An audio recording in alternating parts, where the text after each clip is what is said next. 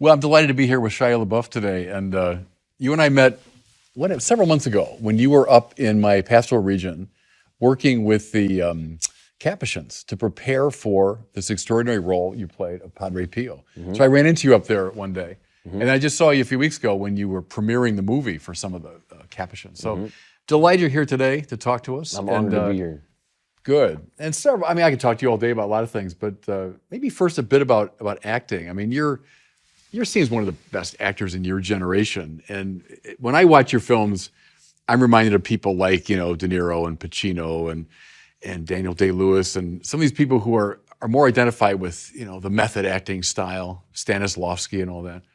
I'm just wondering, I mean, do you agree with that? Would you say you're kind of a method actor? And if so, what's involved in that? I think people put that on me, but and I'm honored by the people you just mentioned to be included that way or be perceived that way. Yeah. But one, I'm not at that level. One, two, I'm not in that school of thought. So Stanislavski is about sense memory and it's very intellectual. It's a whole lot of conceptual. It's a whole lot of cognitive. It's heady. It's very heady. And I'm like a Whitman character. I'm like a very unintellectual feeler. And so I don't identify with that school of thought, really. I don't really know what I do or where it comes from or how it happens. I know that I feel a whole lot. I got a big heart. I don't know if I'm a method guy. And I think some of that stuff's ridiculous. So kind of the staying in character, that's sort of the cliche. I like to be immersive. Yeah. I like all immersive experience, not just acting. It's probably why I like Catholicism as well. I like all immersion. I like I like adventure.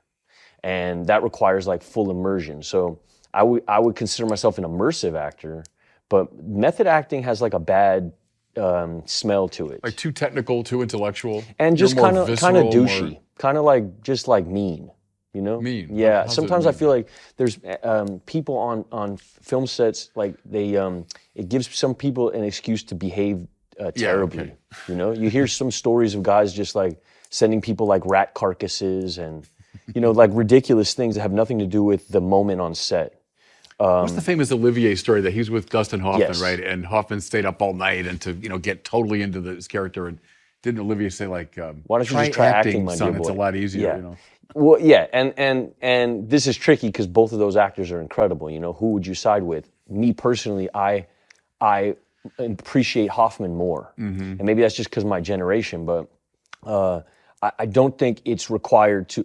First off, I now having played Pio, some of the penitence involved in method is interesting because then you're not acting. I hate acting. I hate acting because it feels like you can get it wrong when you're really in it. Then you can't get it wrong. I hate losing, I like to win.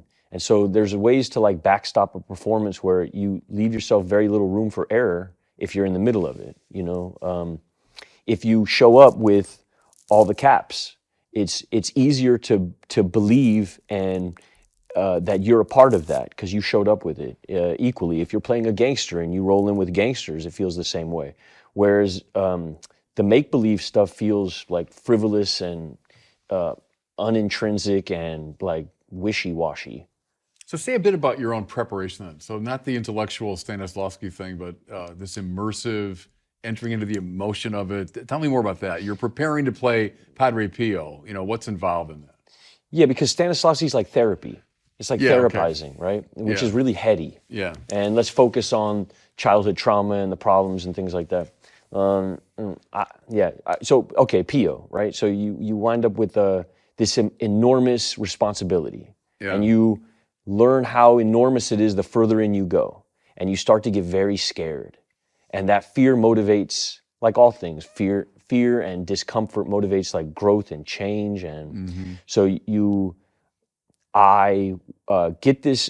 I'm tasked with this enormous thing, which feels like. And this is a whole story in itself, how the role even came to me, but which also feels miraculous and unearned anyway, I wind up with this task, and the task is to play like one of the most spiritual men that ever lived. You're playing one of the most respected, beloved saints that ever graced the earth. some people in Italy don't carry a Jesus on them; they carry a Pio on them. Yeah, right. You go to certain places in Italy, and he's everywhere. He's Elvis, and I mean that in the best way. And you recognize rightly that this is more than a role. That this is Pio's interesting. Because Pio also saved my life. I mean, it's not just like a movie or something like that.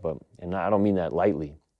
Let's hang on to that. I want to get back to that, of course. Okay. I want to ask you maybe one more thing about acting. If you like immersive experiences and you get tasked with playing Pio, your life is going to change. Well, I see that, for sure. That happened to you. Yeah. Here's what I want to ask you about, though. Actors have been fascinating to us from ancient times. It's not like a Hollywood thing. It goes all the way back to ancient times. The people loved actors. They find them fascinating. For some reason, people that can play other people, we find compelling. And then even like the ancient philosophers were very interested in acting and theater, Can I interject for 1 second? Yeah, go ahead. Just to say that Mass is a bit of a performance.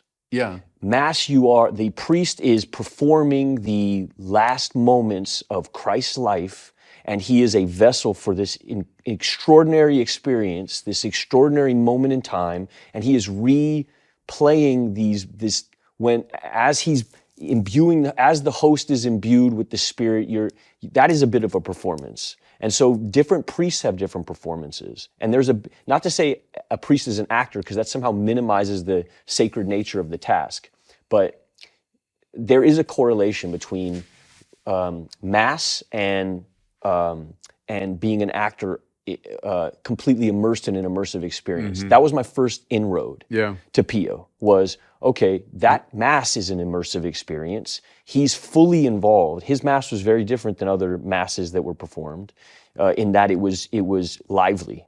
It was, you never knew which way it was going to go. We have some films of those. We've seen Padre Pio sing Mass. And it's an emotional experience. It's not just the tradition of it. It's not just the ritual of it.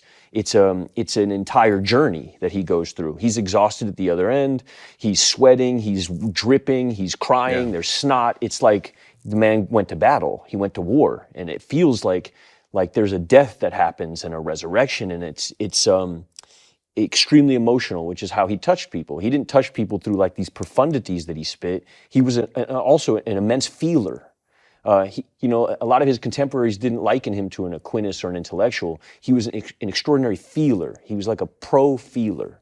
And that was my first inroad to him, was the fact that I as an actor who feels that way, that I'm not like I didn't go to school. I didn't go to Juilliard. I'm just like a street tough who wound up in this wild world. And in Pio, I found the same kind of misanthrope who wound up in this wild situation where a lot of people put a lot of pressure on him, and he felt the enormous nature of the task. That was my first inroad. Yeah. I'm sorry for speaking too much. No, here's a lot of things were going through my mind as you were talking. One is, I heard Bruce Springsteen say one time that his first introduction to performing was being an altar server. So he's in this Catholic parish, he's an altar boy, and he said, there you are up on this stage that's well lit, and there's people out there, and you're dressed up, and he said it was like my first introduction to performance. I also thought of Thomas Merton, you know that name? Oh, the yeah. spiritual writer. Oh, yeah. So Merton had all these friends in New York who were not Catholic, and he becomes a Trappist monk, which is a pretty, intense expression of Catholicism. So a lot of them came to his first Mass, and they didn't quite know what was going on.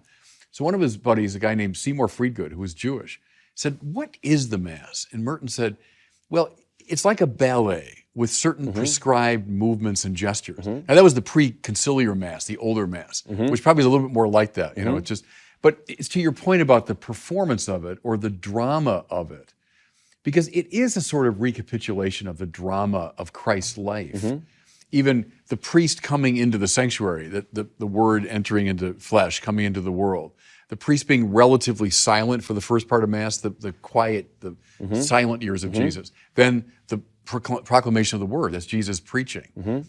Then there's the sacrifice of Calvary, et cetera.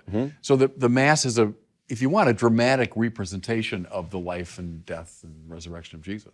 Also, when Mass is done really, really well, you feel like a secret is being shared with you. And good performances are this way. When you see really good performances, you feel like, oh, wow, this person is sharing a secret with me. It connects in something deeper where you feel like somebody is expressing something from in you and you're seeing it up on screen. And that's what I get out of really good Mass. A really good mass feels like it's sharing some secret with me, some profound secret with me. Not to get too corny or anything like that, but that's what it... Let me ask you about that, because that was my question about the philosophers, and I won't get too technical, don't worry about that. But like Aristotle said, theater is cathartic. And what he meant was, that means just like cleansing. Catharsis means like a purification. As I watched the actors on stage, he thought, and especially it was pity and fear and sorrow, these deep emotions we have, that we kind of act them out with the actors and we sort of deal with them. And we post-Freudian people get that too, of like deep emotions in us that might be suppressed, but they're coming out as we're watching a great film or a great play. I mean, do you see that, or what's happening when you're watching a really good movie beyond just entertainment? Yeah, you're activated. It's probably why mass has changed. The mass has changed because there was a yearning to activate the public in an artificial way. I would say, I mean, listen, I'm no expert on any of this, but it feels like this bureaucratic activation, like rules were set or a change happened in the tradition from Latin Mass to the Mass that you now receive at a traditional Catholic church. It's almost as though the church is trying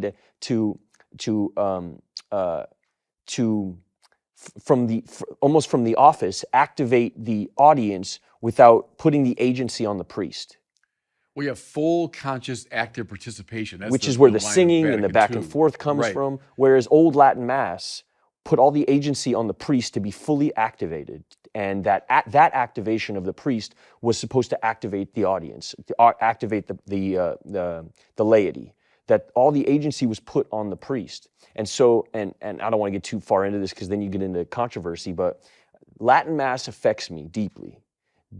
And, How come? Because it feels like they're not selling me a car. And when I go to some Mass with the guitars and stuff, and I'm from, Santa Ynez, right? So that's where I was catechized. And there's a lot of guitar playing. And there's a lot of like, what feels like they're trying to sell me on an idea. Yeah. Whereas what I feel when I went to Oakland and went to like, and by the way, there's a very incredible version of that as well. That's super activating and very emotional that I've experienced up there with Father Bobby. There's also, and Father Peter, but there's also this something that happened, Christ the King in Oakland does a Latin Mass every day of the week. And it feels like it's not being done to sell me on anything. And it feels almost like I'm being let in on something very special. And the quiet, it activates something in me where it feels like I found something. It's a little bit like a band.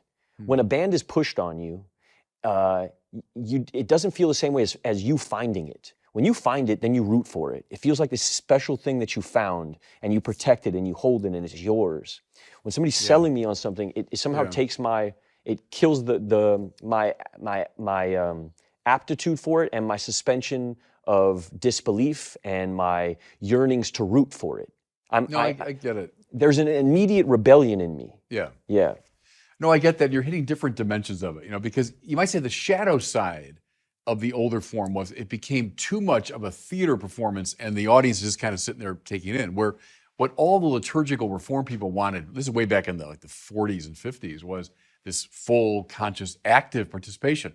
So that the congregation is not like just watching a show, but we're involved. You say the give and take and so on. But then the shadow side of the other approach, I think you're right in saying I can feel too put upon, like they're, as you say, trying to sell me something. Yes. And, so trying to find that organic rhythm. Because you don't want to be exclusive either. No, right. Which is what Latin Mass feels like sometimes. It feels like I have to know Latin to experience it. But however, I would also say that there's certain language where I don't need to know the words. Yeah. Which is what I feel when I watch Pio's Mass. Yeah. I know what's going on, and I feel it deeply. It almost feels more powerful than when I know every single word. It takes me out of the realm of the intellectual, and it puts me squarely in the realm of the feeling, and the beauty thing that you talk about. Do you know Joseph Campbell? Do you know that name? The Yes. comparative mythologist. And he was raised as a Catholic way back when, so in the old church, right? He said he thought the greatest problem was when we moved the Mass from the older form, and he said to make it more like a cooking demonstration. And what he meant was, well, here we are, everything's well lit, I'm this and this and that. And I get his point. It's kind of the point you're making, that if it becomes too obvious, too rationalized, hey, everybody, look, here's what's going on, that it does take something away from the experience of Yeah. the mystique of it. Because part of the idea of using incense, which we do at the Catholic Mass, and we say, well, our prayers going up to God, yes, indeed. But part of the symbolism there is it blocks our vision. The smoke gets Yes. in the way. Yes. And in fact, it gets in your eyes even. Yes. Where people are coughing and I can't see. But that's appropriate around sacred things. If everything's wide open to view and under bright light, oh, there it is. Yeah. Well, that's by definition not the sacred in a way. Yeah. So, see, the challenge to me is trying to find a way to honor all these things we're talking about. And the liturgical wars going on are often people on both sides seeing good things in their approach. But it's trying to find the place where they can all find expression. Yeah. I think that's the Yeah, challenge. and I do. I mean, as a person who's involved in the arts, to deny some of the senses, it heightens some of the others. So, Yeah. so when Yeah, you yeah. put me in this rationalistic, Right. logical word, plot, it takes me out of the feeling realm. Yeah. Whereas Latin Mass puts me squarely in the feeling realm because I can't argue the word, because I don't know what the word means. Yeah. So I'm just left with this feeling that feels sacred and connected. And really what hindered I was never an atheist. I was always an agnostic, even when I was a Sam Harris, TED Talk, Christopher Hitchens guy, which is who I was before I fell in. I always had a belief, but I never had like a connection. Latin Mass gave me something where I felt connected, which took me out of belief into connection. Belief kept me, I had belief because that's the rational, logical. It's not logical or rational to be atheist. If you really go deep enough, you get to the Big Bang and then you're screwed again. You have to account for it somehow, which puts you in a belief situation. Right. But too much of that logic and too much of that rationale takes me out of feeling, which takes me out of connection. No, and it's a good instinct, because Catholicism, I think part of our genius is we never threw anything out. That we have kind of this all-encompassing thing. You want rationality, man, you got Thomas Aquinas, and he's more rational than anyone in the whole Western tradition. But then that same Thomas Aquinas, who could write in a highly, highly technical way, they say couldn't get through Mass without weeping copiously. Yeah. And so that's Catholicism, is that we've got the emotion, we've got the art, we've got the sensible, we've got the intellectual, and it's all there. We never threw anything away, And so, because people are in different places. When I was a young kid, I responded to Aquinas' arguments. They made a huge difference to me. Like, wow, that is really rationally compelling. Other people responded in very different ways. I responded differently at different stages of my life when I got through that, and then other things opened up to me, So I love that we've got this house with all these doors that are open, and, whatever door works for you, come on in. Well, Merton is really interesting because he's a poet, and he speaks really rationally, but his writings are, and he was an atheist. So if you walk in and you were me reading, Seven Story Mountain, he spoke to every part of me. He was a big deal for me. Him and... he was for me too. Yeah. I didn't realize that you had read, so you read the Seven Story Mountain. It was sort of required if you were going to play Pio, I was told. He was a big deal. Very interesting. Yeah, the guys who catechized me, all the guys at San Lorenzo gave me him and Jim Townsend.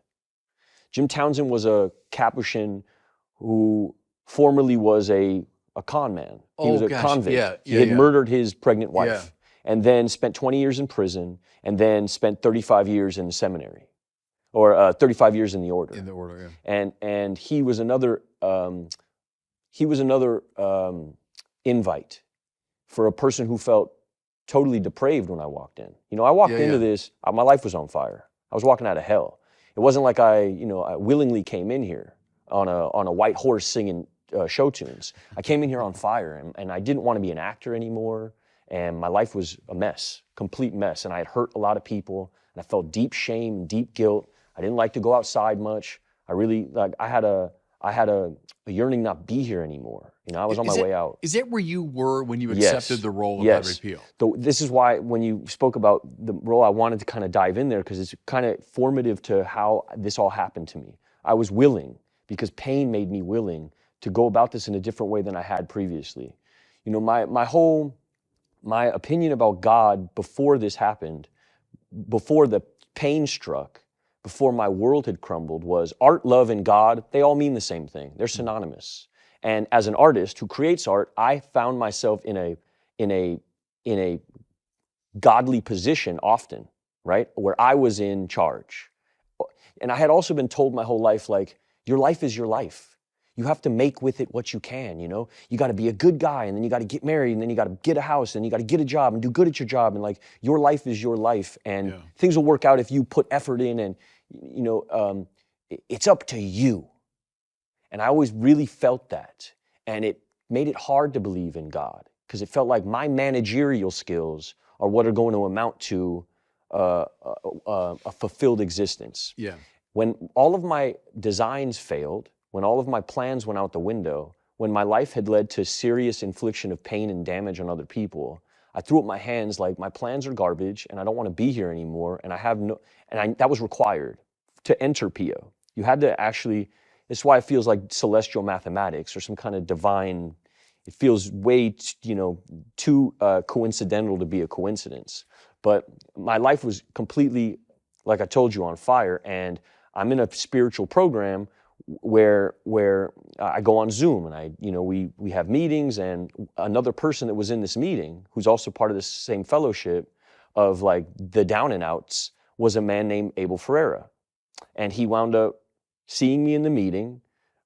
We shared sensibilities. We had heard each other share a few times. And then he wrote me in the chat box, "Do you know about Padre Pio?" And of course, I didn't know anything about Padre Pio. This is before the offer of the film. It's just, okay. This had been gestating on his side for years, because his grandfather comes from the same region in Pietrelcina, and he has a connection to Pio in many different ways. He's not a Catholic, he's a Buddhist, which I always had trouble with as a person who was always self, and now, I'm not gonna get into that conversation, but me and him have wrestled over this many times. And I thought, okay, well, what is this Padre Pio thing? And this is early days in my what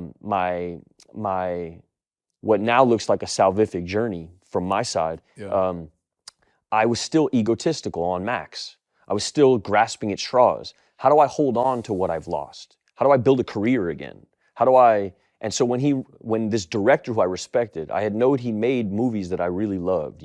Bad Lieutenant for me is one of the greatest performances ever made. And I know he's an actor's director. And the fact that there was this director reaching out to me, because at this point I'm nuclear. Nobody wants to talk to me, including my mother. The manager's not calling, the agent's not calling. I'm not connected to the business anymore. And so the fact that this man reached out to me felt like something like, in my egoic mind, wow, this is a miracle. This is my chance. This is my chance. Yeah. And so my ego shows up. And now I'm like, yeah, well, Padre Pio. And my ego is what makes me research Pio. It's not my Catholicism or my yearning towards God. So you thought this would be a cool role for me to play. Great, now I can get back on the horse. Yeah, okay. And so I start researching Pio. And as I'm researching Pio, he tells me about his plans to make a movie, and he tells me that Willem Dafoe is going to be in the movie. And now I'm really in ego. Wait, so I can go from bottom barrel to working with Willem Dafoe? This is my chance, back on the hustle, back on the ego. Yeah. And I start leaning into this thing, and he says, well, if you want to do this role, I need you to start researching.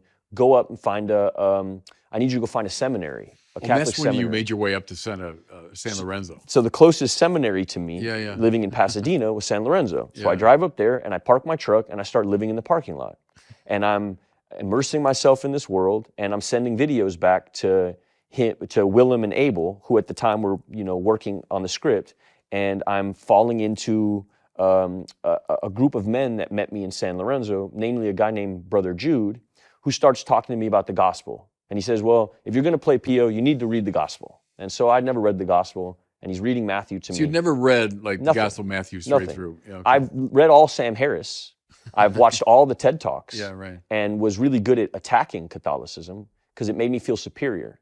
It made you me were feel kind of agnostic/atheist at the time. Yes, I'd like to argue because it made me feel like I was in power. Right. Yeah. I'd like to be contrarian.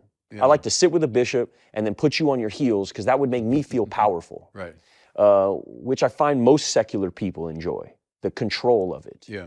Because so much of life is uncontrollable. To feel in control feels good. So I was that guy. I come up with these arguments. My mother had a spirituality that was sort of undefined. She was Jewish, right? Your mother? Yeah, but like hippie Jewish, like not like traditional Jewish according to the Testament. My mother had never read the Old Testament. Okay. She was Jewish in culture. She liked the art. She liked being a part of it. She liked the rabbis and the charisma, but she wasn't a practicing Jew in that she wore tefillin and read the Old Testament. And I had never been given any of this information. I've been bar mitzvahed phonetically. I read the Hebrew phonetically. Okay. So it felt like a show. Yeah. It felt like a hustle. You didn't know what you were saying. I didn't know what I was saying. Okay. And in that way, it felt, and it wasn't emotional. It felt like I was doing it for my grandmother, who at that time was on her last leg, and I was told I needed to get bar mitzvah for my grandmother. And you were like 13 at the time? At the 13, age, yeah. and I read it phonetically, and my grandmother's happy, and they put me on a chair, and that's my spirituality for a long time. And it felt fake, because I never invested, I had never felt any real suffering in my life, so I didn't have any willingness to have any belief, so I had no faith.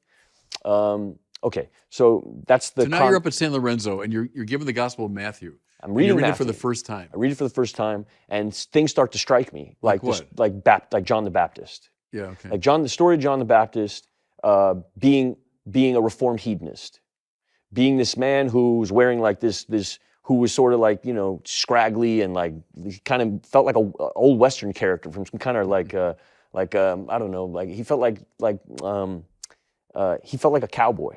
Eating locust and wearing he felt like kind of rustic and strong and masculine. And my opinion of Christ at this point felt almost like I was reading about a Buddhist, like this very soft, fragile, all loving, all listening, but no ferocity, no romance. Then you hadn't read the Gospel. Hadn't read the Gospel at that point. I just had this art that I had seen of like this very soft, more feminized. Jesus. Yes. And so I hadn't had this idea of like the Old Testament Christ on a horse, cape dipped in blood, sword. I had none of that was in my lexicon of knowledge. So all I knew about was this very soft, meek Jesus, which didn't fit into my idea of what masculinity would be. I come from my dad was a Mongol biker, it's like it wasn't appealing to me.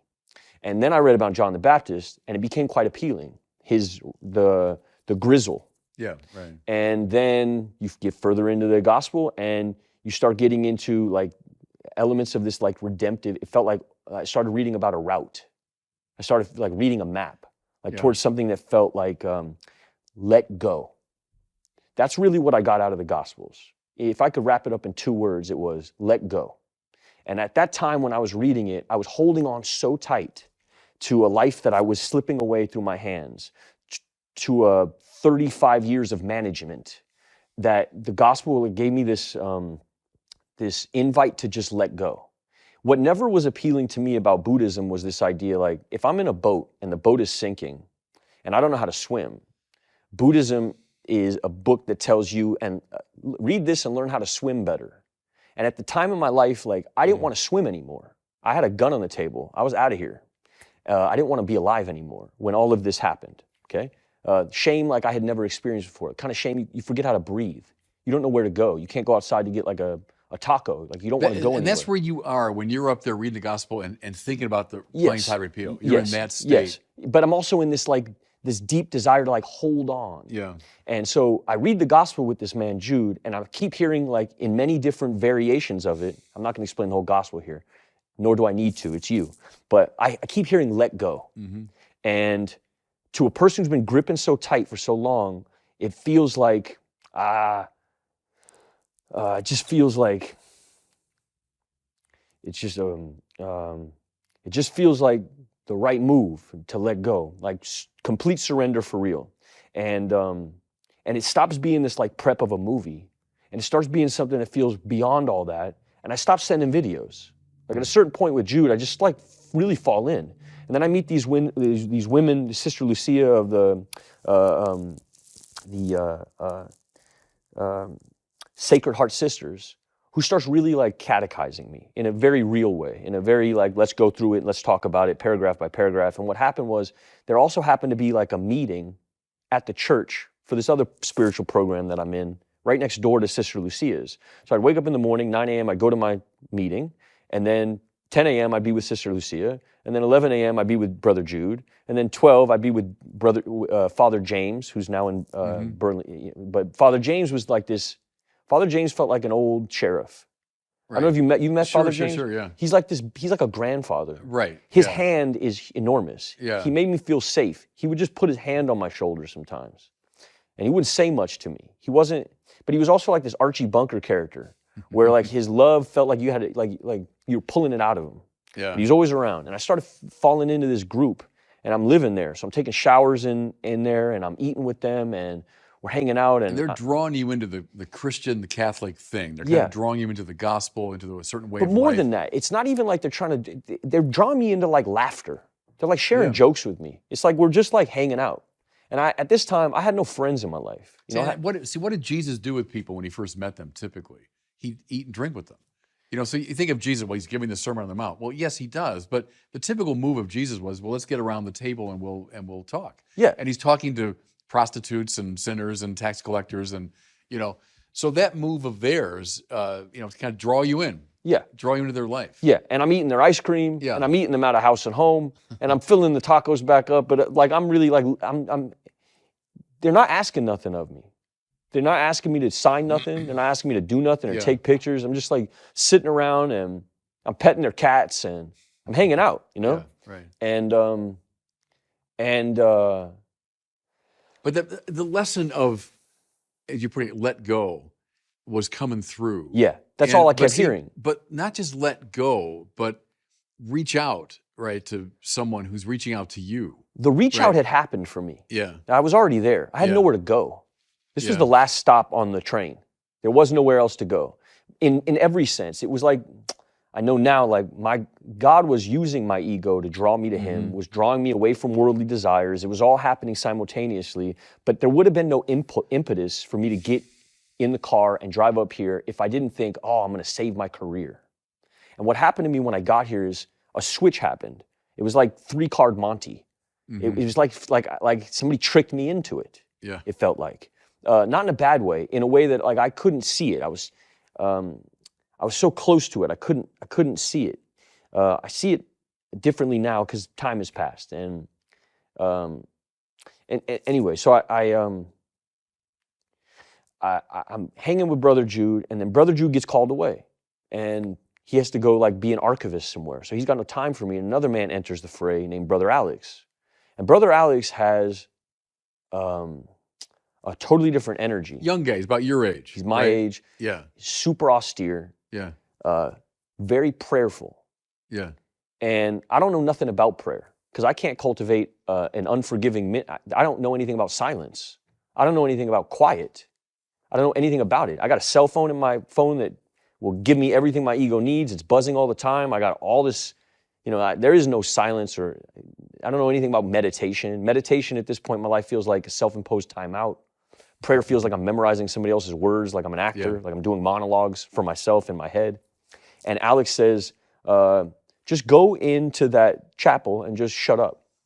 Where the Blessed Sacrament is. Yes, Yeah. and just sit there. Just sit Right. there and be quiet.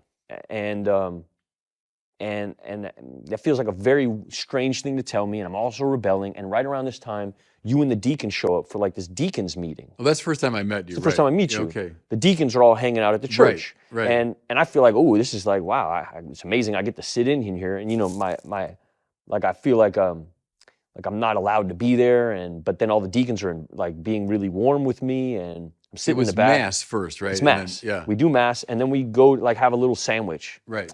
And you do this talk about prayer. Yeah. And how it's really a simple 4-step process, prayer, and I needed somebody to simplify it for me, because it felt like, one, I needed it to be defined. I didn't want it to be this esoteric. I needed something very defined and very practical. I needed something very like boots on the ground. And you said, quiet leads to loving thoughts leads to loving action leads to peace. And that hit me heavy. It was And Mother then- Teresa I was quoting there. That's her. whoever it was, it's Yeah. changed my life. So then you go into pray rosary, Yeah. and I'm just learning rosary at this time. I know the front half. I don't know all the prayers. I can do, I can get to the middle of the rosary. I don't know the dismount prayers, but I have enough to like. It pauses my head, Yeah. which I guess what rosary does for a lot of people. It makes it tactile. It's a great prayer, right? It takes me out of the cognitive and it puts me Yeah. into the physical. Yeah. It physicalizes it. And for somehow that pauses all of my internal nonstop chitter-chatter monologuing of what I want, what I need, and this animal in me. Calms the monkey mind. That was Merton's line that he got from the Buddhists, actually. The monkey mind's always leaping around. Yes. Here, and it calms that. It calms that and centers it. Yeah, and makes me feel present. because it's right here. Right. I can hold you it. hold it in your hand. Yeah. Right. And so we're praying the rosary, and I'm waiting for loving thoughts, and it's not my first or second or third or fourth or fifth or sixth or seventh thought. But then I hear a thought like, call your mother, tell her you love her. Now, me and my mother at this time, my mother don't want nothing to do with me.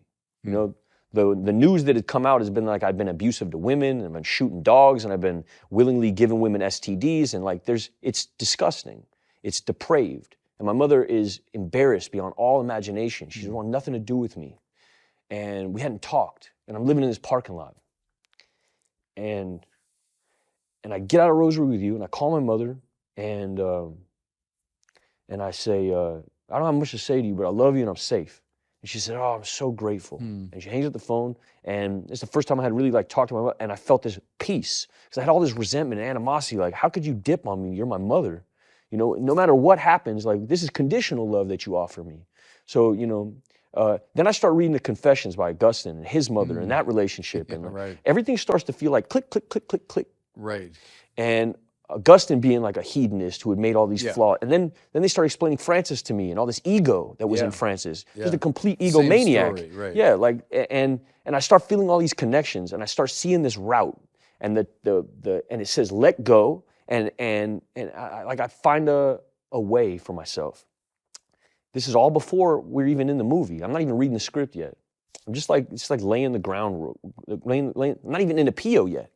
I'm passing Pio's statue every day, and I'm kissing him on the hand just out of like reverence for the statue. Yeah. But I don't know anything about the man yet. Then I get to reading about Pio and about suffering.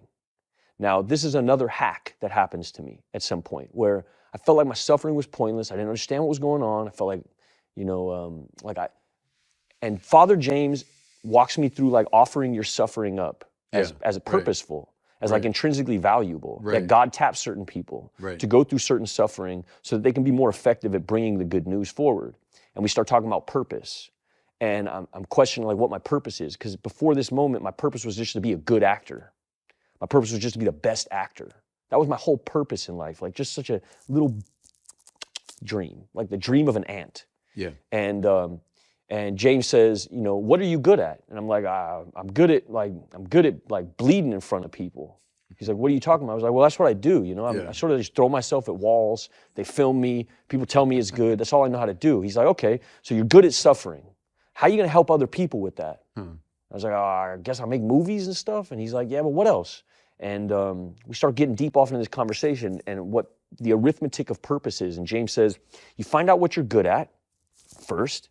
You find out how you can help other people with that, and that is your purpose. Yeah. And that's the leapfrog.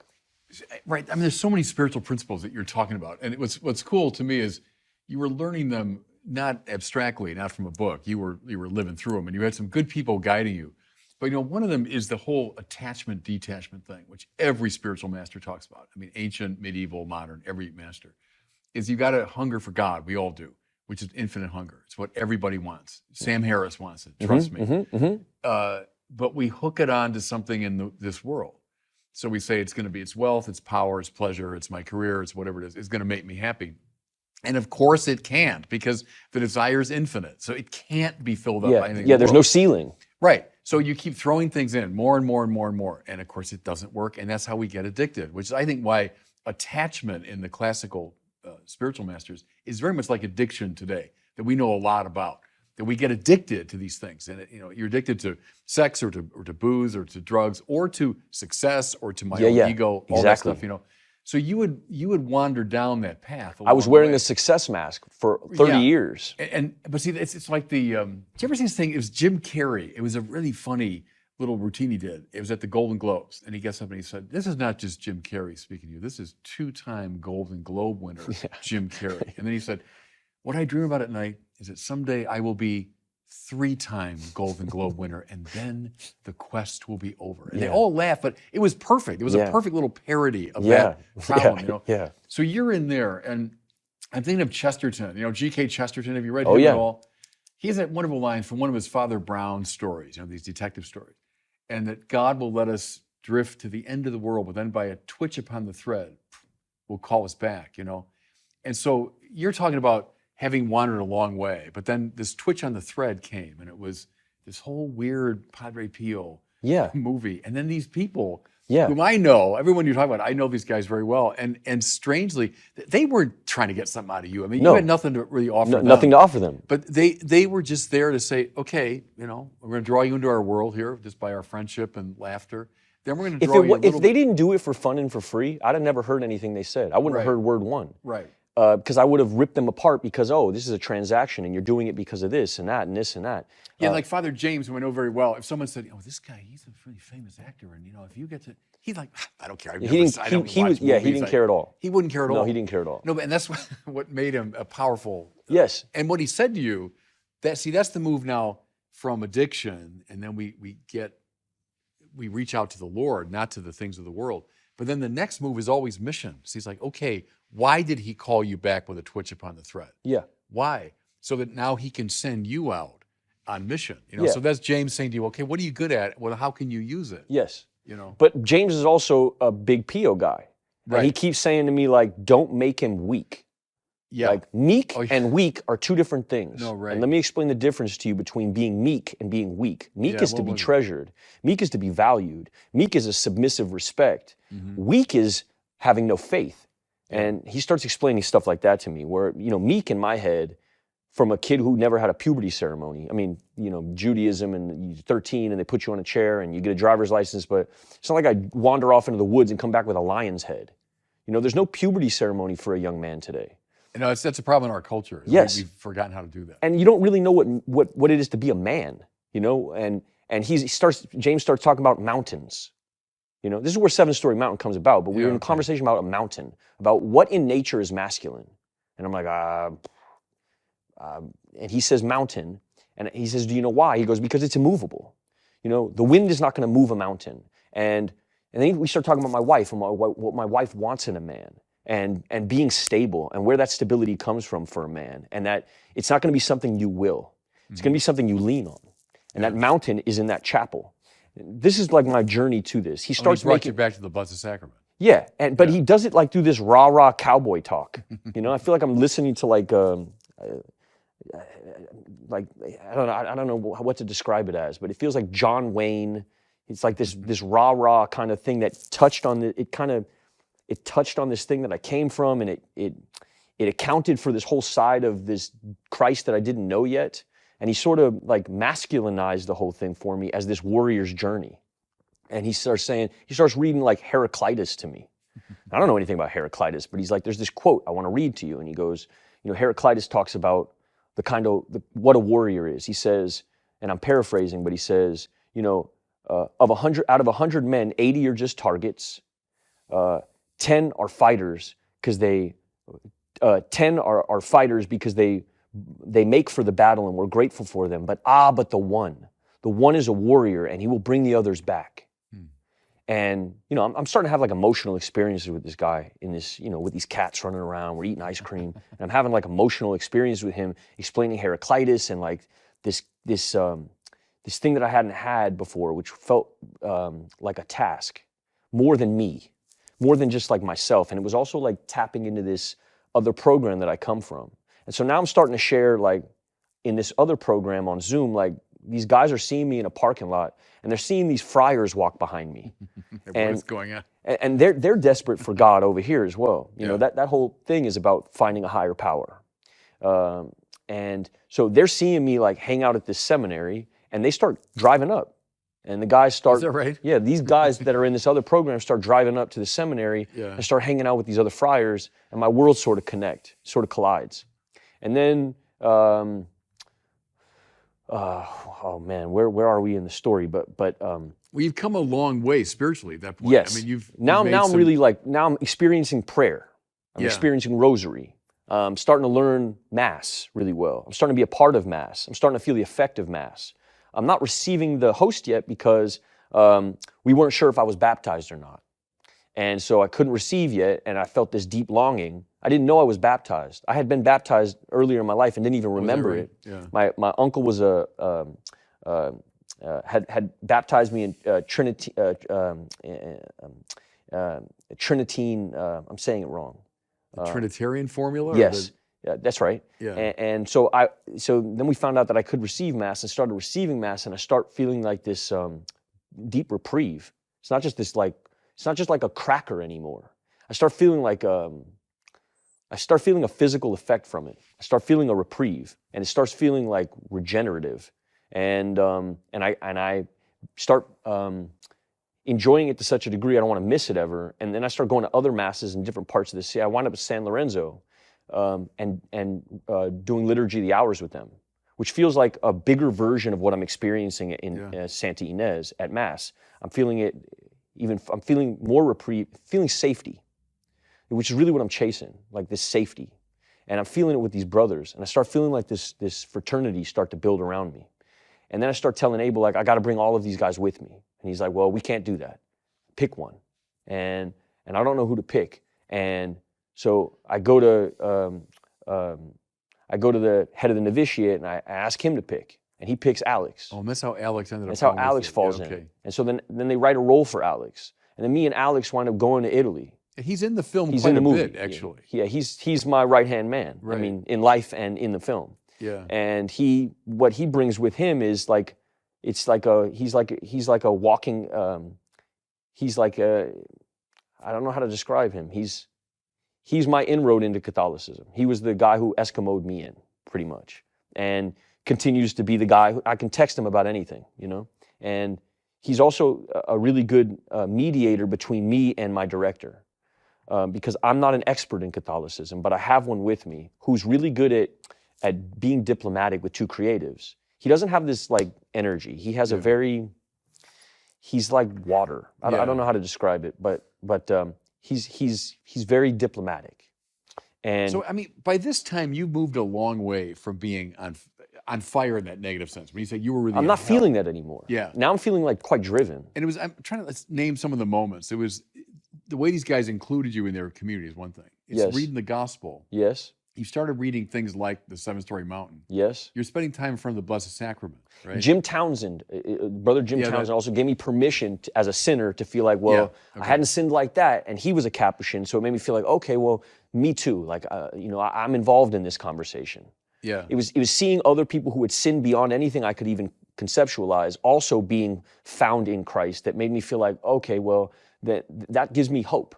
Yeah. And James said, hope is HOPE, hearing other people's experiences.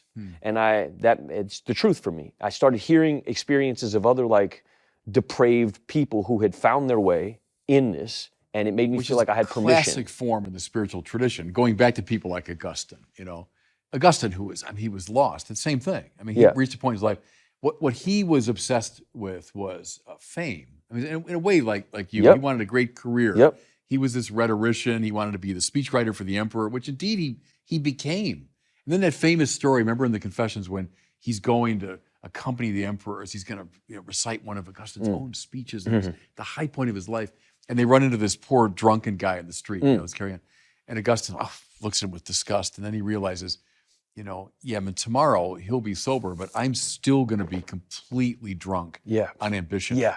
And it led him down that same sort of hellish path until it was Ambrose. See, Ambrose for him was sort of like Father James or Brother Alex for you. There was this great bishop in Milan, and it was his preaching. And here Augustine went to hear him because he heard his rhetoric was impressive. I'm going to hear this guy. He's a great user of the Latin language. But as he listened to him, he's also preaching the spiritual life. Right? And so Augustine... and tears had a lot to do with it. Augustine was like a hyper intellectual, but man, there's like tears on every page of the Confessions. Yeah. And he starts weeping as he listens to Ambrose, Yeah. So that's a story from so many centuries ago, but it's your story in many ways. Yeah, it is. And I'm experiencing a lot of that also, but also the weird thing is like separating what if this is actually happening to me for me, and what if this is like PO and this film and preparation and the separation. I'm before this movie, I'm chasing no separation, but here it felt even further. And there was a certain point where Abel's like asking me to do an accent.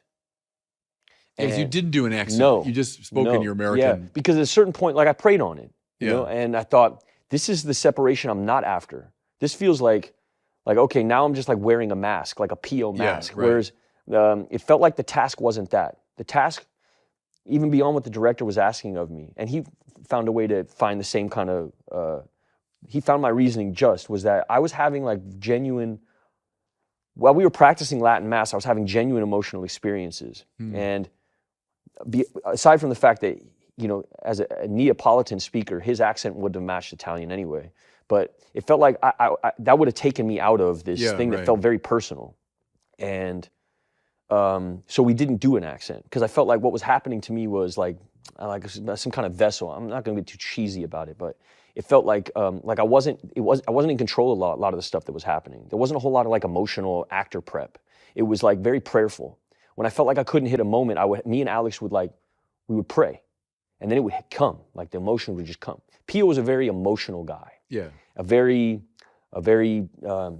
And Mass is very technical. It's so technical. And so it's very difficult. You have to be very proficient at Latin Mass, one. So I spent most of my time not even studying Pio. I just studied Latin Mass. So I went up to Oakland. I lived in Oakland, and just at the seminary in Burlingame, and then in Oakland. And I'm just going to Latin Mass all the time. And then after Latin Mass, I'm studying with the priests from the Christ the King, which is traditionalist Latin Mass, and I'm studying with them, but there's no emotionality with them. They're very it's like French Latin Mass, which isn't Italian Latin Mass. It's very just like stiff. Pio wasn't stiff. Pio was, like you say, he was almost a dancer.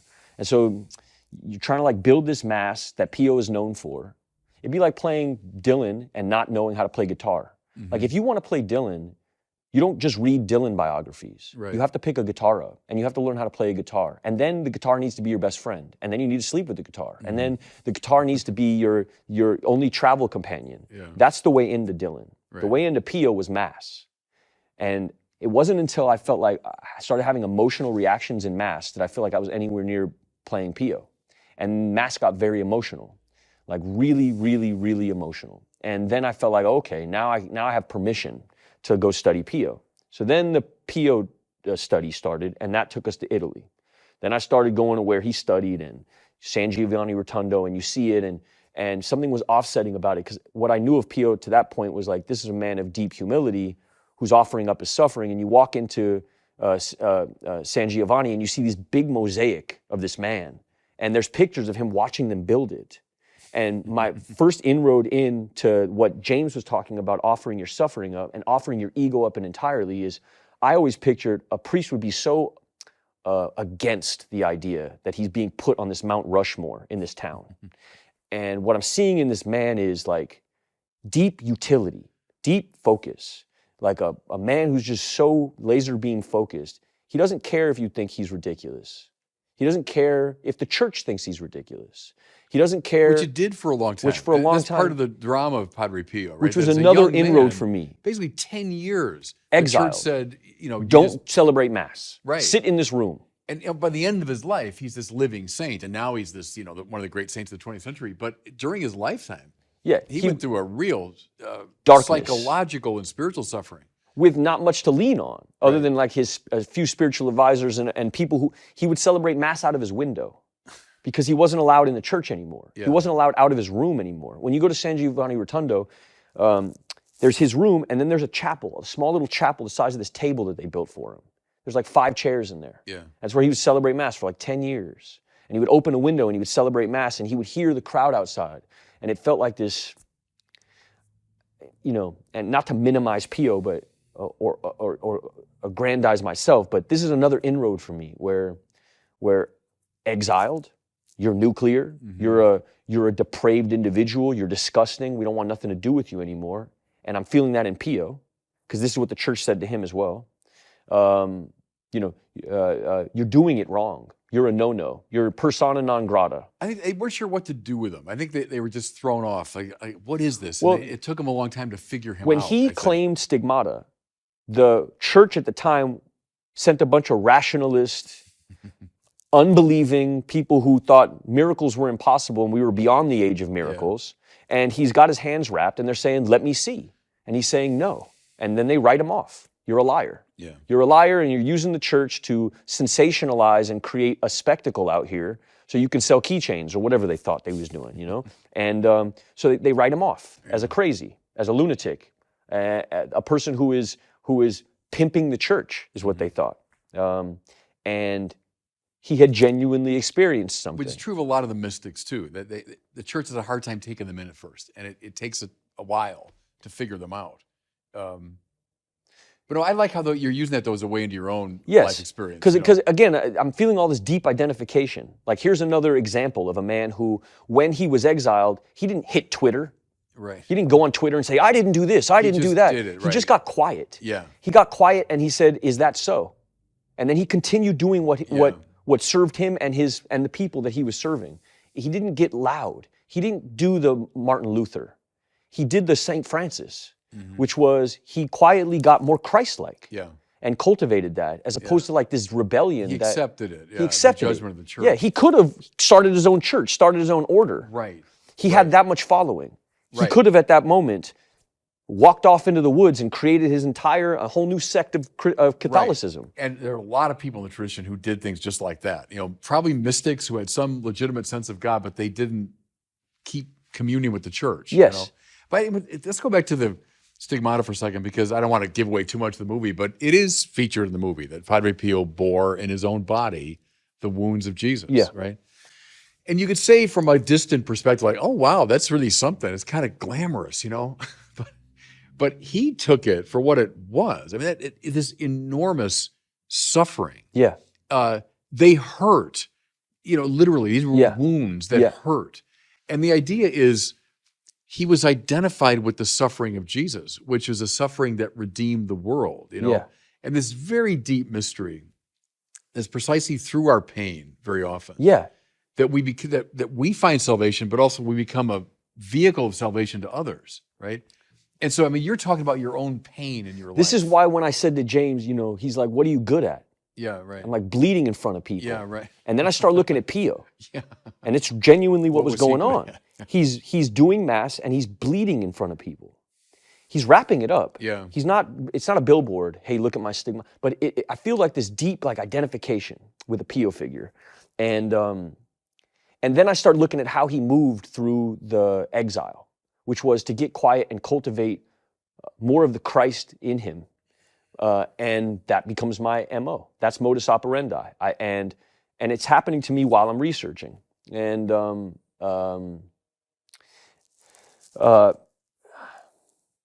I'm also getting friendly with people who knew him.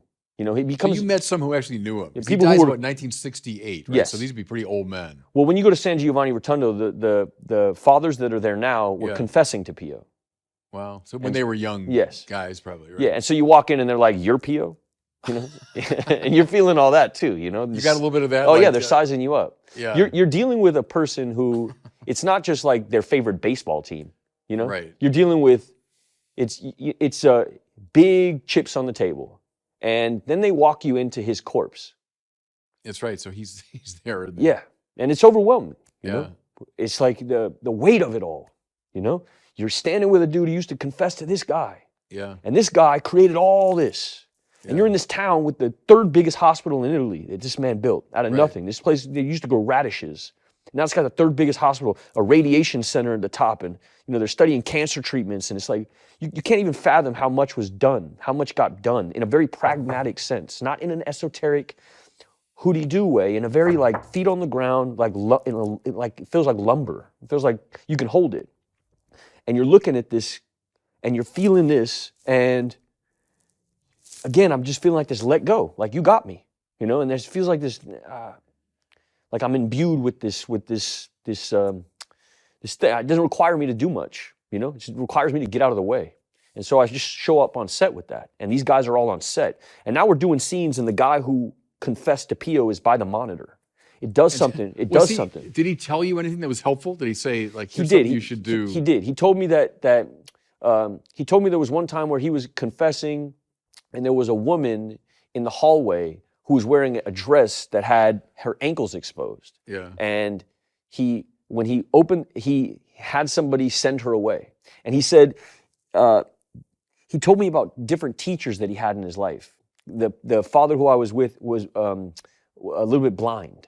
He had vision problems. And he told me about this teacher who, in the seminary, he told me about two big teachers for him. One was a man who bought him really big books. so he could see better. Yeah. And the other was Pio, who had failed him in his seminary. He used to teach the kids. Oh, Pio would teach the kids. Yeah. Pio would catechize the youth and walk them into postulancy. He was the one who was like man on the ground, dealing with the new recruits, as you would say. And they had a curriculum, and you could fail the curriculum if you didn't study. So he was flunked by Padre He was Pio. flunked by Pio, and this is a blind man, right? So, and at first he thought this is completely heartless. How do you flunk a blind man? And it was as if he heard Pio say, "You can do better." Yeah. And it motivated his life. He's now one of the head friars there. One of the most respected, most beloved old dudes in there, and he sort of also welcomes everybody in. He's after Mass, he the same guy I'm talking about. He goes and walks into the laity and he raises his hands and they all come around him and they kneel around him in a circle and he prays for everybody. They love him. The whole neighborhood loves him. But he was the one who said, the two teachers that mattered to me was this really giving, soft approach that identified like my problem and like was soft with me, bought me the big books. And then there was this Pio influence, which was holding me to account. He and was had tough. he had certain ambitions. He was tough. To flunk a blind guy and tell him, you can do better. Yeah. It requires a certain kind of a person who can see more in you than you can even see in yourself. And so this is kind of the energy that he had. And so there's scenes in the movie that, with him cursing in confessional and stuff like that, James really loves. Father James loves those scenes because they introduce a certain... He was tough in the confessional for sure. Yeah. That's well attested, right? They didn't take a lot of guff in the confessional. No. If someone's playing around like, Father, here are my sins, and Padre Pio knew, come on. If you had come in 4 times with the same issue, he wasn't going to even listen to you anymore. He would just send you away, and you'd hear him yelling from confessional as you were waiting to go into confessional. And so as you're walking into confessional, he just let loose on another guy. This is the Pio style of doing things. Tell me about, because now we're on this theme of the tough Padre Pio. A really striking element of the movie to me are the scenes where he's literally wrestling with the devil. And it's well accounted for in the stories of Padre Pio that his brothers would hear this like ruckus up in his room. Yeah. Things being thrown around and his body being hurled against a wall. Yeah. And it was, he was wrestling, he was struggling with the devil. Well, broken fingers, bloody noses. Yeah, right. Yeah, he was in brawling all night. Which I know would strike a lot of people today, I'm sure, as beyond bizarre, but you find it in the spiritual tradition like crazy that people who are really close to God, the devil hates them and will go after them. Yeah. And, Padre Pio opened something up that was extraordinarily powerful, and I would say included someone like you. So you go back to 30-something, the young Padre Pio, or whatever, 1920. But God had you in mind. That Padre Pio would reach out to someone like you. Right, right. So my point there is, of course the devil hates that. He hates that. And so of course he's going to go after that because that's a very powerful moment when grace is breaking into the world, right? And so I find that very plausible. The older I get, the more plausible I find that. The devil, of course, wants to go after, even in a very direct way, those avenues of grace. Which feels like a suffering hack. Because then you feel like, oh, okay, well, the suffering is actually a gift. Yeah. Like, you blessed me with this. When I think about, like, what's happened in my life this way, like, old me when I walked in was so upset about so resentful about the woman who accused me of all this. I wanted to go on Twitter and write all these things, and I wanted to justify this and explain all this. And now I actually see, like, the woman saved my life. She is, for me, a saint in my life. She saved my life. And that happened, that the perspective switch feels miraculous. What a spiritual experience for me is not like talking to a cloud or like, when we talk about like the supernatural, in my life, it's a change in perspective. Yeah. That feels miraculous to me. There's no other way I could have done it on my own. So when I think about Pio and this fighting in this room, it feels like I can't account for his perspective in that room. I can't account for it. It's his journey. It's his thing. And I think about, okay, well, what are my personal like fights? Was it physicalized? What and also did he? There's a question of whether like he is this him writing in parable form? Did he genuinely? And I would ask the guys at San Giovanni. What did they say? it was a full-blown fist fight. Yeah, no, Yeah. see, the devil is usually more subtle because people at lower levels, of a spiritual order, he tempts and he does all kinds of insinuating things. But I think with the great saints and the mystics, he's like, I'm coming at you. Yeah. I'm coming at you very directly. Yeah. So that doesn't really surprise me. There are a lot of stories like that in the great tradition, and Padre Pio was, he opened up this avenue of grace that was extraordinary. So, of course, the devil hated him. You can see it when you go. You see, there's dents in his room, in the wall. Right. There's dents in the room, Yeah. in the wall. There's like blood marks on the wall. There's Yeah. still, they have preserved this cell to such a degree that, I mean, that's another wild thing to walk into. They still have his heart in a crystal box. This is really like, that's, I guess, another thing that I love about Catholicism. It takes me out of like all this cognitive, like I have to do this fairy tale make-believe, and it puts it right there, like I can touch it. Mm-hmm. I don't need to wonder whether a saint exists when I'm looking at his heart, when I'm looking at his, when you have all these talismans of like what this actual like physical mana of what was there. For a person who's as caveman as I am in terms of I need a Polaroid picture, I need a Polaroid picture of God. Yeah. Catholicism offers it to me. It gives me Polaroid pictures. It's the incarnation, right? I mean, in Jesus, we find the face of God. And right, so the appeal to the mind, but also, to the heart, the body, the emotions, and then that's carried on through the great tradition for sure. And that's the saints, right? That's why we keep relics. I mean, it's a prolongation in a way of the principle of the incarnation, that the Word becomes flesh, and so in the flesh of the saints, I've got a Padre Pio relic back in my chapel. Someone gave me years ago, and it's powerful stuff. Yeah. This is the other thing is you start, like, I'm blessed to have had the experience I've had because once I met all the caps in Italy, then they introduced me to all the caps in Rome. Yeah. And then when you go to Rome and you go to the head of the order has a room that is full of relics, that is overwhelming. It's just, you cannot deny. Did you go to the Bone Church in Rome? Yes. Yeah, this type of stuff is like, it's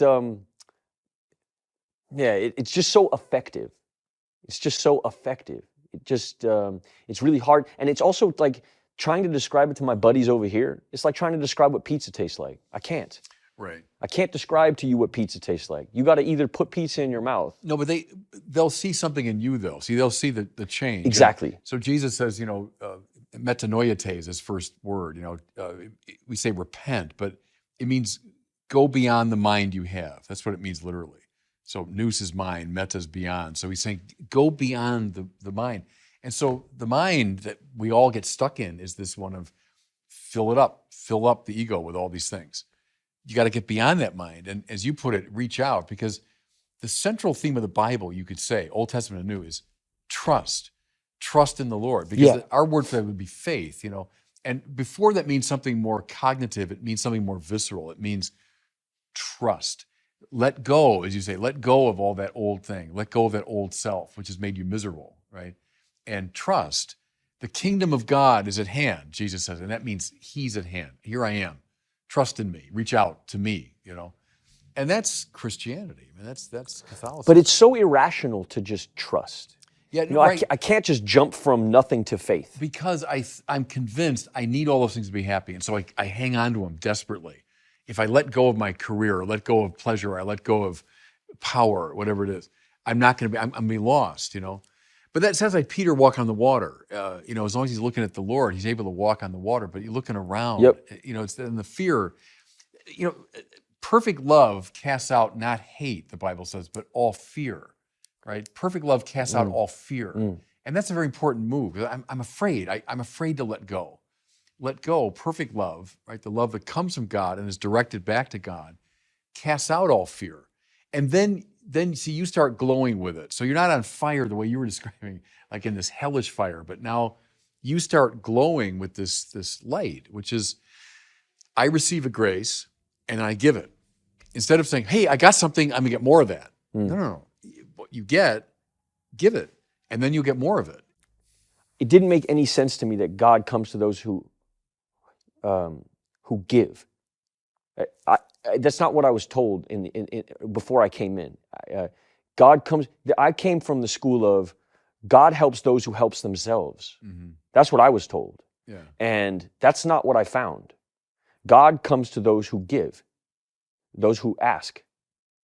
That's what I've experienced. I didn't do any of this. This is so when you talk about like what's your school of acting and stuff like, I don't know. I have no idea. I showed up for this movie, and there'd be scenes that we would be doing mass, and right before I would do mass, I'd turn to Alex and I'd say, "Brother, I love you," and he'd say, "I love you," and that'd be that.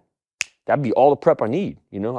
Old me used to like live on a set. I would like live in a tank. Yeah. And I'd be living in the tank and like and doing all this extra blah, blah, blah. Because I was so scared that I wasn't going to get it right, that I didn't want to leave any room for error. I had no faith in anything other than my own will and my own efforts.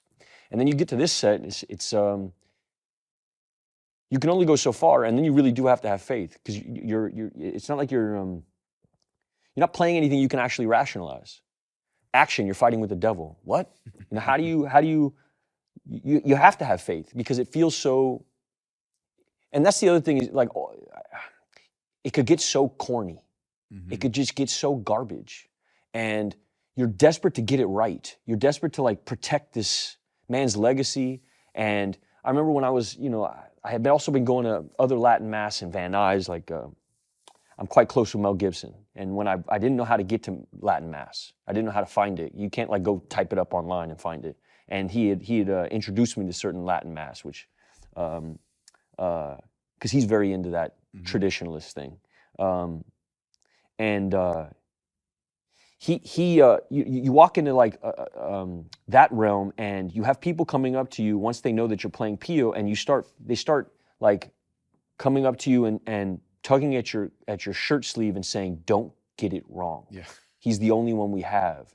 You start hearing things like that. You ship out with so much pressure that then you're in front of the Mass, and you've just gone through 6-7 months of the shirt tugging, the introduction to the order, the introduction to who Pio was, and you're standing in front of the Mass that he used to serve Mass at, and you're trembling with fear. And there's no way you can actually find the agency that he had, and you go through all this second guessing, that to have Alex with me rooted me in something very tangible and real. And when I turned to Alex and would say, "I love you," it felt like God. This is really which really is God for me.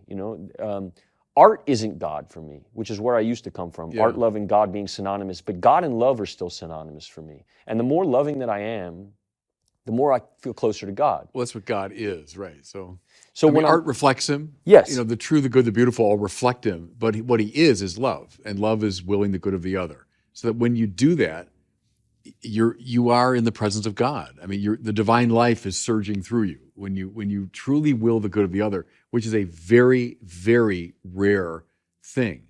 Because we're so tainted by our ego that even as I think I'm willing that person's good, but probably there's a lot of, because I'll get something out of it, right? That's why those moments of when you can return to another human being and say, "I love you," or demonstrate that, that's a rare thing. That means God is in you, right? Now, give that away. Keep giving that away, and you'll get more of it, and you'll get more of it. And that's the saints live in that place.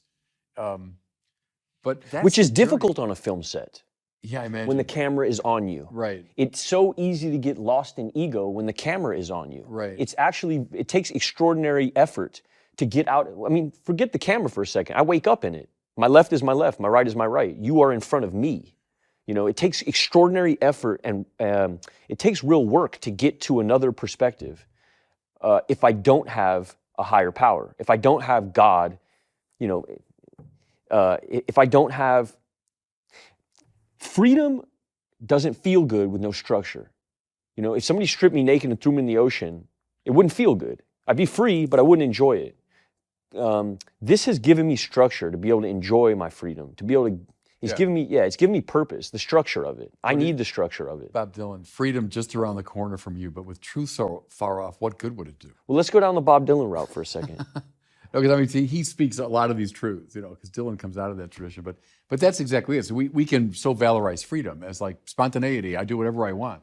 But with truth so far off, what good would it do? I mean, freedom's always correlated to Can truth. you say the lyric one more time? Freedom just around the corner from you, but with truth so far off, what good would it do? That's from Joker Man. Remember that from like the early 80s. No, you're a deep cuts Dylan guy. I'm Yeah. like a big hits Dylan guy. Oh yeah, yeah. I'm both. You know, I started loving Bob Dylan when I was about 13, and it was the concert for Bangladesh. Remember that? No, no, no, I don't. 1971, George Harrison organized one of the very first benefit concerts. Now that's so commonplace, but it was like the first one. For Bangladesh had gone through a great flood, right? All these people that were suffering. So he organized this concert. Everybody, Eric Clapton, Ringo, I mean, everybody at the time was there. And then the climactic moment was that he brought up Bob Dylan, who sang like 5 of his most classic songs. And he had been out of commission for a while. People hadn't seen him. And that was the first record I heard of Bob Dylan, was that performance. And it just, I was like 13 or 14, and it just changed my life. Can I tell you about Dylan's story? Yeah. I made a movie called Honey Boy about my dad. Yeah, right. And Neil Young was a big deal for me and my dad. Love Neil Young. Yeah. And we didn't have like the budget. We were a small little like $3 million movie, really tiny film. And we didn't have like the money to pay for this Neil Young song that was a big deal for me and my dad. And I wrote this letter to Neil Young and asked him for the song, and he sent me a price tag that was exorbitant and would have been our whole budget. So then I reach out to my dad, and my dad plays me this Dylan song called "All I Want to Do Is," I don't know if that's called that, but it's Baby Be Friends With You. Baby Be Friends With You. Yeah. And I send the same letter to Dylan, and he gives me the song for free. Oh, is that right? Yeah, for free. Pretty good. Yeah, for free. Nobody would do this. Nobody would do that. I mean, Wow. he's such a champion of the arts, like such a giving guy. I don't know if everybody knows that about Dylan, like the way that he moves in the industry or in business. Like he gives a lot of his music away to other like bubbling artistic endeavors. He just freely gives it away, which I think says a lot about who the guy is. Well, he's not far from here. He lives in Malibu, So does he? Yeah, that's where his main house is. I think he has a farm in Minnesota too. Yeah, I picture him living in a chicken coop or something like that. Yeah, he lives in a. Well, I think he does have kind of a strange pictures I've seen, like the environment around his house. It's kind of like a farm. Got to be. But oh no, I mean Bob Dylan, because the thing with Dylan, he does, I mean, so many different things and different styles, but he's someone that knows the spiritual tradition pretty well because he's biblical. Yeah. The Bible from the beginning to end, from the earliest stuff, Hard Rain and all that, all the way to today, is the Bible. I think is the great golden thread that runs through his writing. Well, and as a blues guy, you can't really get into Lead Belly and guys like that unless you're into the Bible. Oh, the blues is all the Bible. It's all Bible. Yeah, and so that whenever you get into kind of Americana music like that, it's going to be the Bible is the thing. But see, people have forgotten the Bible, though. They don't know the Bible. The way people in the 19th century, or even like Dylan's generation, the first part of the 20th century, most Americans had a pretty good acquaintance with it. Now they don't. What's the solution for that? No, that's a good question. And I just finished a commentary on about half the Old Testament. That's part of what I'm really dedicated to, is trying to make the Bible better known. And a lot of the preaching that I do, people say, well, it's remarkable because you're talking about the Bible so often. Well, what else would you talk about? But for a long time, we didn't. A lot of our preaching wasn't biblical. So I'm dedicated to, making that central. Meaning you were encouraged not to talk Bible? Kind of. We were encouraged to talk about people's experiences. So in homilies? Yeah. Like to say the Bible's kind of too heady, or it's too strange, or it's this distant thing. So talk about, your experience, how it relates to their experience, and maybe bring in a little something from the Bible. And that was a disaster. I mean, to be honest with you, like my generation was trained to preach that way, and it was disastrous. The Bible is so much more interesting than my experience. Yes. And when I bring my experience to the Bible, and say, well, my world belongs in that world. My world should be drawn up into that world. That makes it more compelling, I think. Mm-hmm. I agree. Yeah. I find that's, I guess, why traditionalist mass hits me from a different angle. There's not like this relatable, like the homily doesn't like, okay, we'll let the like all the air goes out of mass when that part of mass happens. When we've done a very prayerful, we've entered, it's very prayerful, the initial prayers, and then we get to the homily and like there's this tss. Right. Well, that happens when it's the priest's kind of own words and own experience dominating. Now, obviously they are my words, and of course my experience will influence it, but when that comes to dominate. To let your hair down right before you're asking me to fully believe that we're about to walk through the death of Christ. Yeah. Seems like, huh? They should be Christ's words, right? So the homily is an extension of the gospel, and it should be Christ's words that you're preaching. If If it's, Bob Barron sharing his private spiritual intuitions with you, well, then who cares? I might do that at a cocktail party or something. But Yeah. at Mass, it's the prolongation of the gospel. That's what the homily is. But the irony is, the more I do that, the more compelling the preaching is, and the more it reaches people. If it's Christ's words, it's the Bible that dominates, Yes. Hey, listen, I could talk to you all day. Yeah, I was just thinking that myself. But thank you for being here, and it was just delightful. And my feeling, honestly, is Padre Pio from his heavenly place. Just as those Capuchins kind of took you in, up in San Lorenzo, drew you into their company and more deeply into their life. Because we believe it's not just that company we can see, but the one that we can't see. And that company, too, of the saints reaches out to us, and I think played a role in drawing you in. For sure. And so you're playing Padre Pio. I see it as a result of his intervention, in your life from his heavenly place. So praise God for that. Praise God for that. Thanks for letting me sit down with you. All right. God bless you, Shia. Yeah, thank you. All right. Peace.